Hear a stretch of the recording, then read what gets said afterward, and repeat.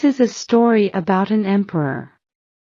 He loved new clothes, and he had different clothes for every hour of the day. One day 2 men visited him. They liked money, but they did not want to work for it. "We can make wonderful cloth," they said. "It's very beautiful cloth, so only clever people can see it. I like it," the emperor thought.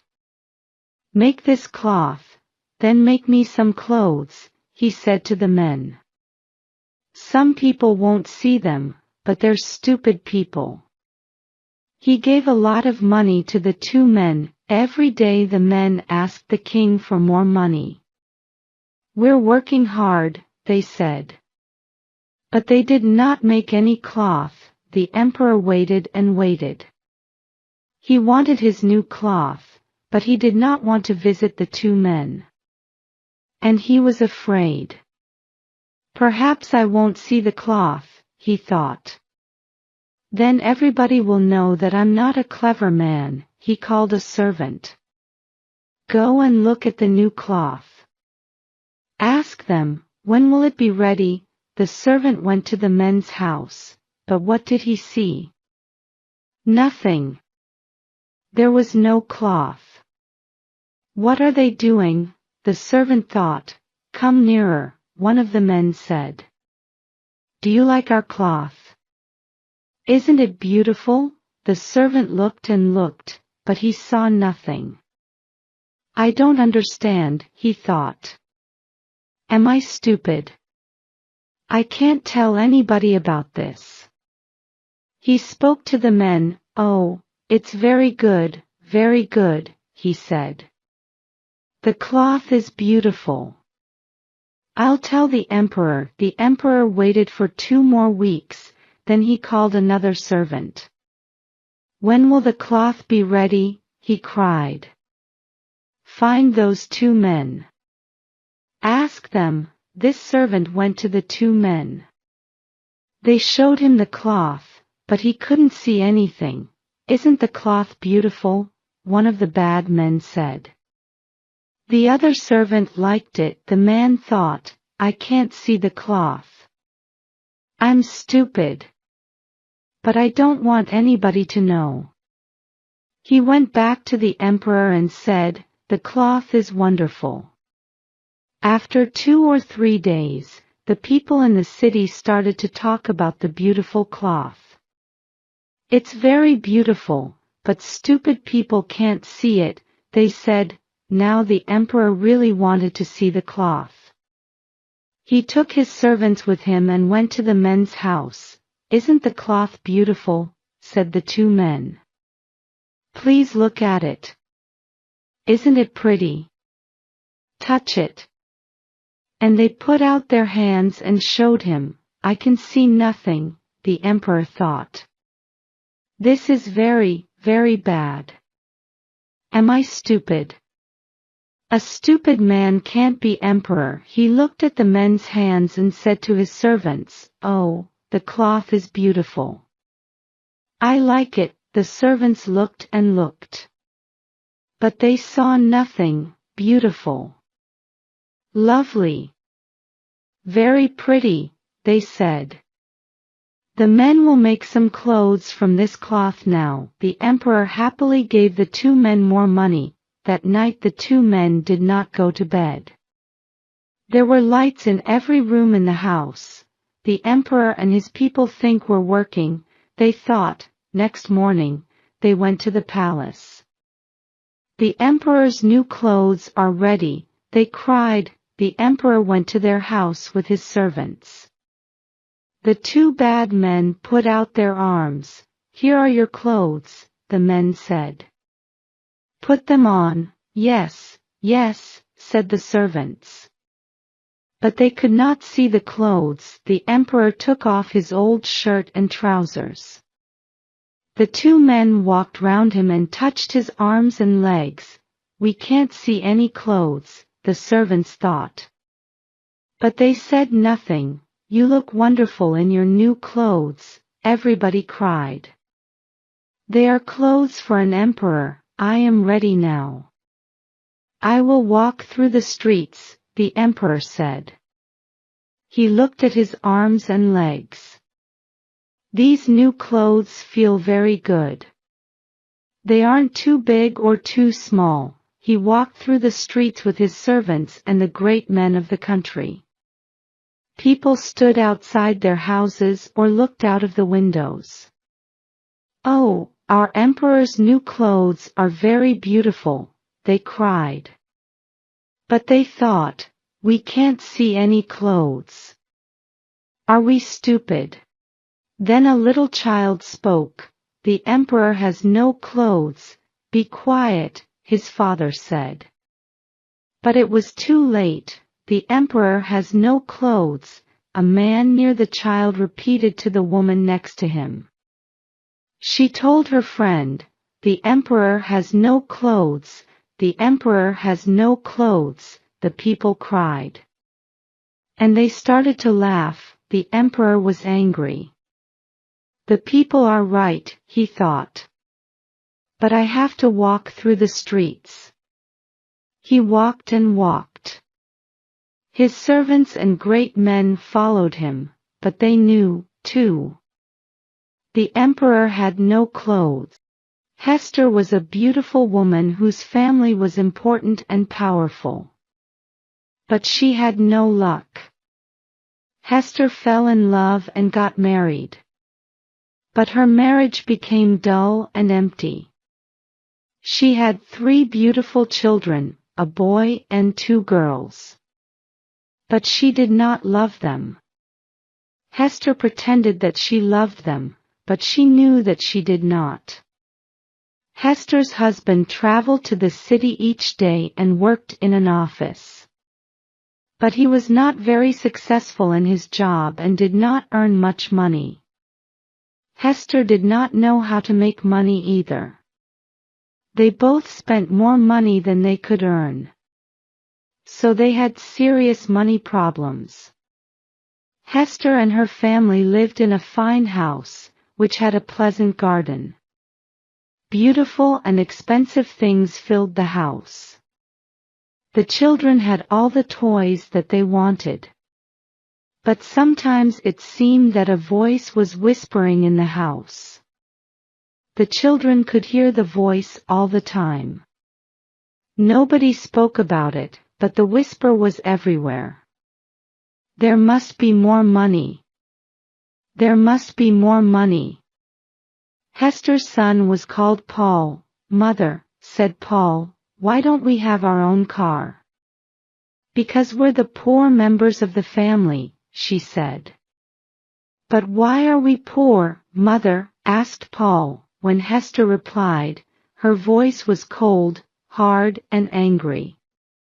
Well, she said slowly, it's because your father had no luck. Is luck the same thing as money, Mother? No, Paul. Luck brings money. If you're lucky, you have money. That's why it's better to be born lucky than rich. If you're rich, you may lose your money. But if you're lucky, you will always get more money. Oh, said Paul.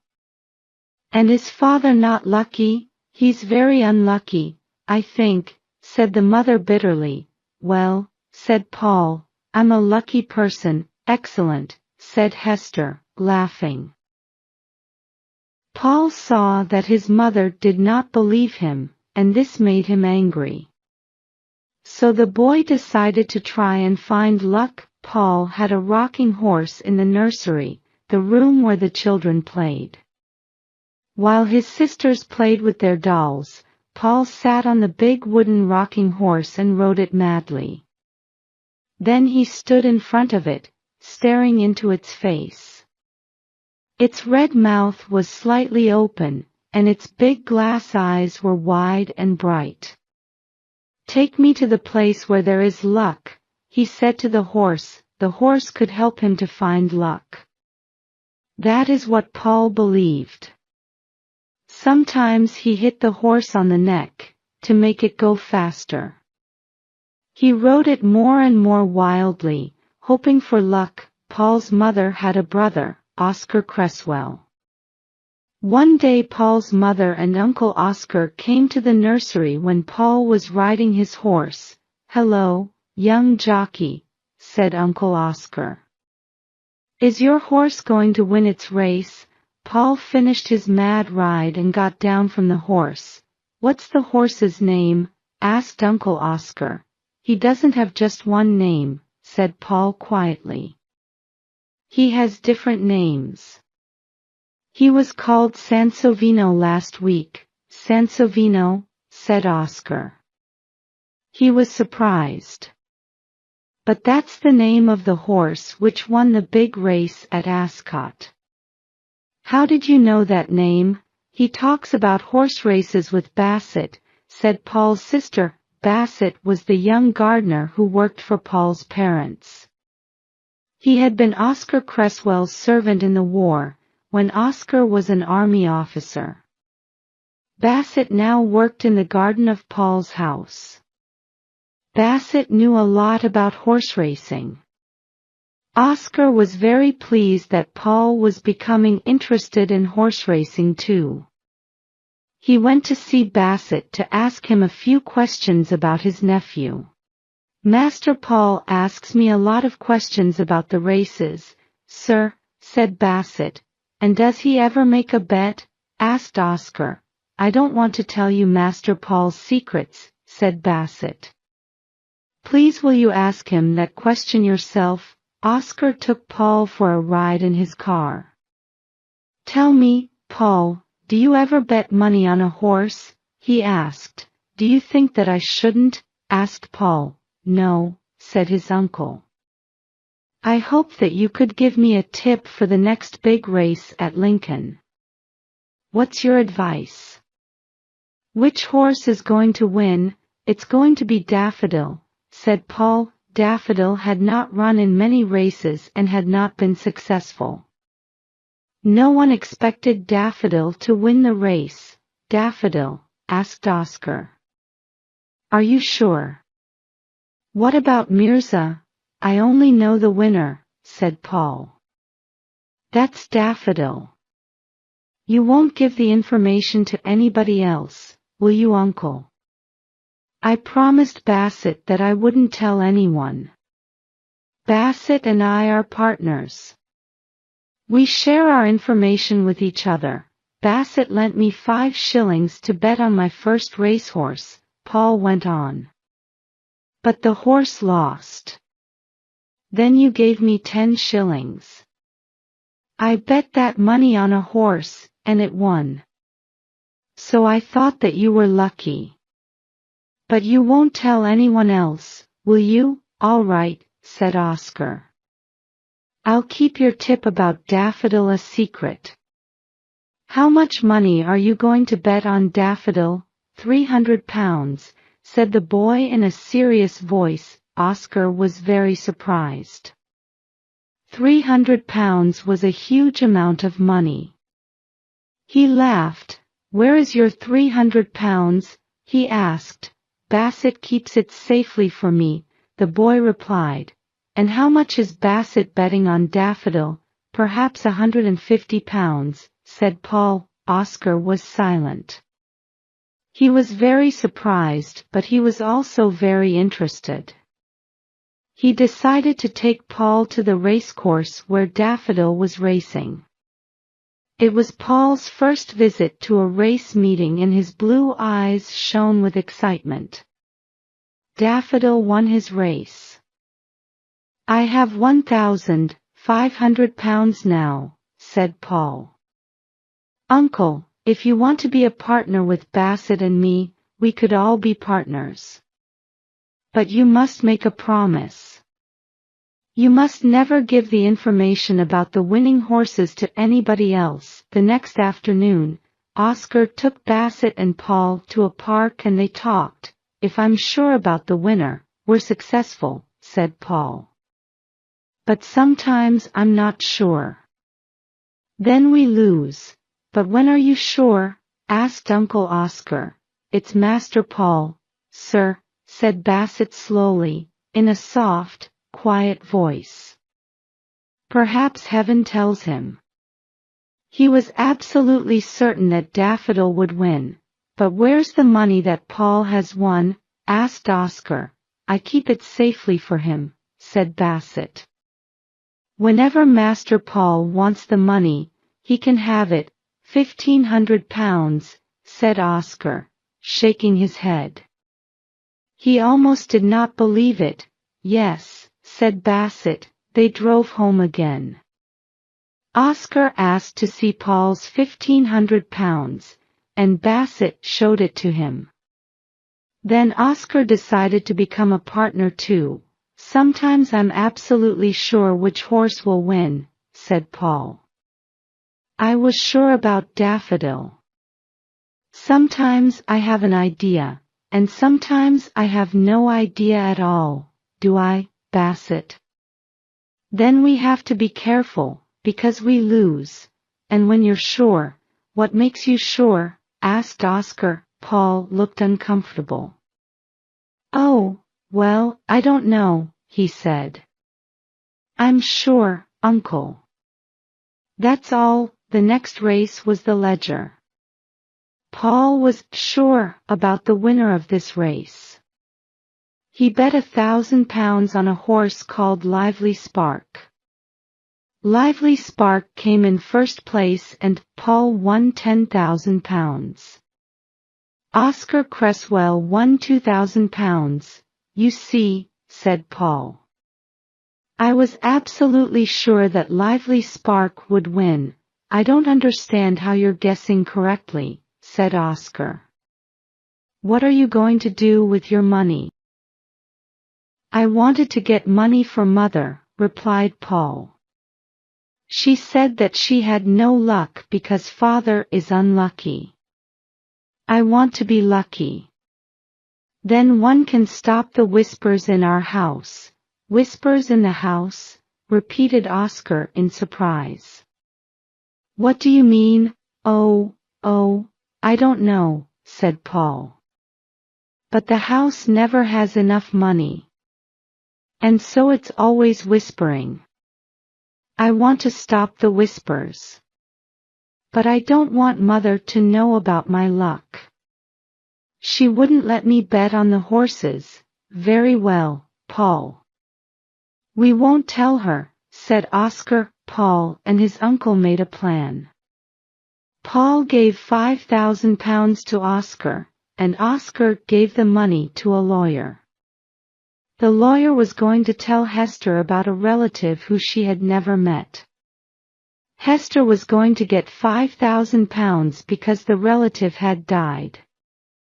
Each year, on her birthday, Hester was going to receive £1,000, so my sister will have a birthday present of £1,000 for the next 5 years, said Oscar. Paul's mother had her birthday in November.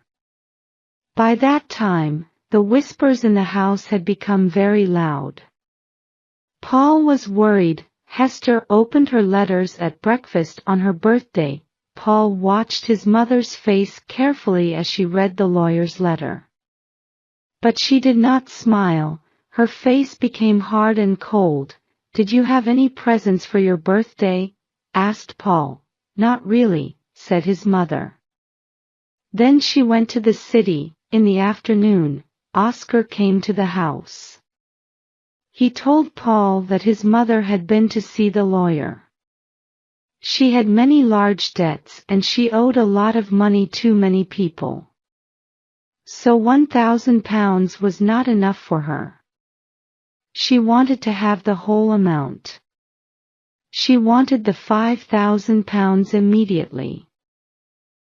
Oh, let her have all the money now, said Paul. We can win some more money. We'll get a lot of money if I choose the winners of the Grand National, or the Lincolnshire, or the Derby. I'm sure to know the winner for one of these races, so Hester got the whole £5,000. She spent a lot of money on new furniture and expensive things for the house. She told Paul that he would go to an expensive school in the autumn. Then something very strange happened. The voices in the house suddenly changed. Before, they had only whispered. But now, they began to shout, "There must be more money! There must be more money!" Paul was frightened. He spent a lot of time with Bassett. The day of the Grand National race arrived, but Paul was not sure about the name of the winner. He bet on the wrong horse and lost £100. He did not know the winner for the Lincoln either, and he lost £50. He became very worried and his eyes were wild and strange. "Don't worry about it, my boy," said Oscar. "The next big race was the Derby."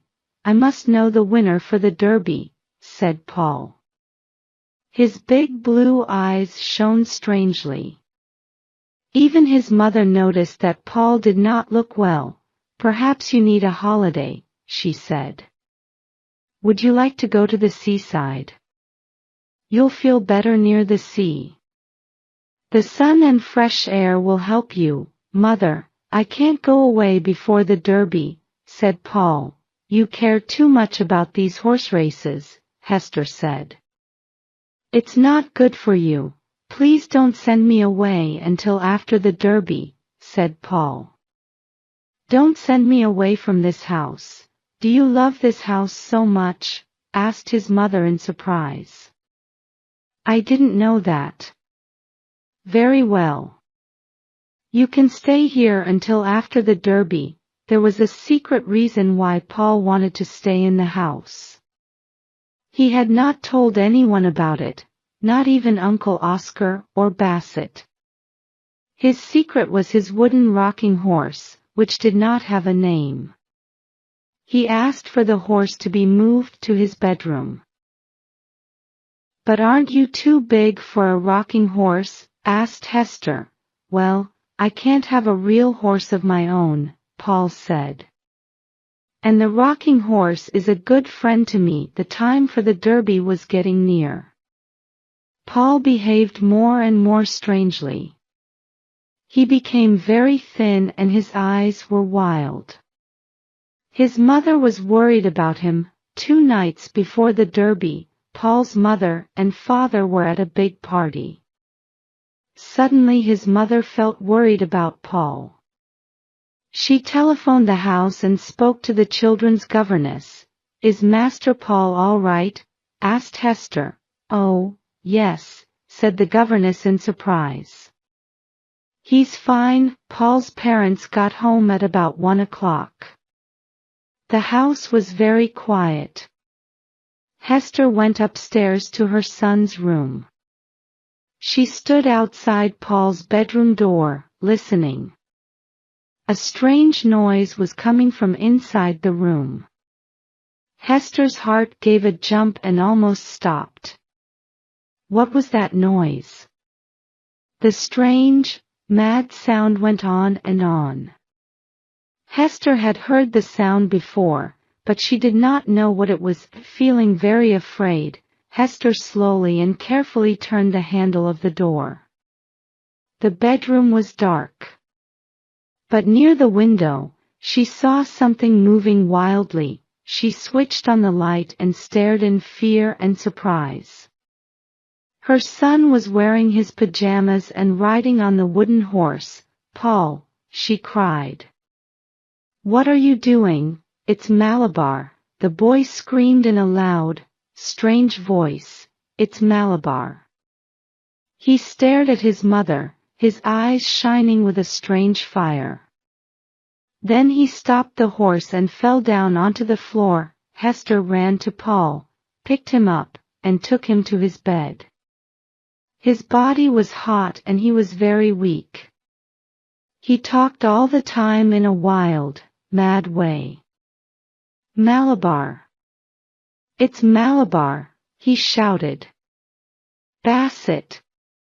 Bassett, I know. It's Malabar." "Who or what is Malabar?" Hester asked her brother later. "What does he mean?" Her heart felt as dead as a stone. "It's the name of a racehorse," said Oscar. "Malabar is running in the Derby." Paul was very ill. But Oscar bet £1,000 on Malabar. On the third day of Paul's illness, his mother sat by his bed. Paul was not asleep, and he was not awake. His eyes stared ahead but saw nothing. They were like blue stones. His mother's heart felt like a stone too. On the day of the Derby, Bassett came into the house in the evening. He wanted to see Paul. Paul's parents agreed and Bassett went into the boy's bedroom. "Master Paul," he whispered. "Malabar came in first. It won. I did what you told me to do. I bet on Malabar. You now have £80,000. Paul was very excited. He kept saying the same thing again and again. "Malabar. Malabar. Do you think I'm lucky, Mother? I knew Malabar, didn't I? £80,000. That's lucky, isn't it, Mother? If I can ride my rocking horse, then I can be sure of the winner. Mother, did I ever tell you? I am lucky." "No, you never told me," said his mother. Later in the night, "Paul died." "My God," said Oscar Cresswell to his sister. "You've got £80,000, but you've lost your son. Perhaps it's good that he's dead. Now Paul is at peace. He'll never have to ride a rocking horse